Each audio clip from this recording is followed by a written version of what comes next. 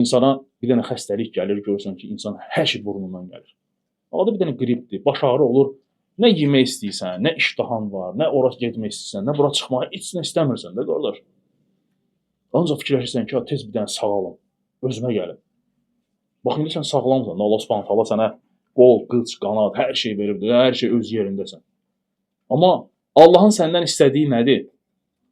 Allaha gündə 5 dəfə ibadət edəsən, Allahın qarşısında eləyəsən, ona səcdə eləyəsən, namaz qılasan.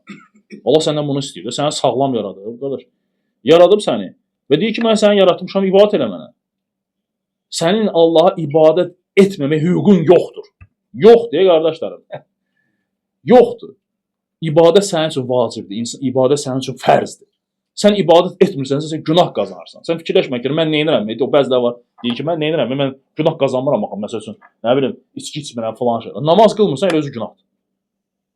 Namaz qılmırsansa, günah qazanırsan, hər gün yoxdur. Çünki insan ki, həddi buluğa çatdı, qardaşlarım, vəssalam. Namaz qılmırsansa, o günahlar sənə hər gün yazılır sənə. Yəni, Allah Subhanahu taala sənə yaradıb, sənə hər şey verib, sağlamlığın yerində. Vallahi, bax şikəst insana hansı ki, əli yoxdur, bax şikəst insana ki, qolu yoxdur, gözü yoxdur. Səni Allah Taala sağlam yaradıb və sənə deyir ki, nədir? Mənə ibadət et, mənim qarşımda əyil. Ona görə də görürsən, insanlar nə edirlər? Hətta bunu belə insanlar problem edirlər özlərinə. Bəhanələr. Hərə də bir bəhanə gətirir. Biri deyir, nə bilim, institut oxuyuram, biri deyir, nə bilim, qoy məktəbi qurtarım, instituta girim, qılaram. Biri deyir, ay, nə bilim, qoy evlənim, qılaram. Biri deyir, nə bilim,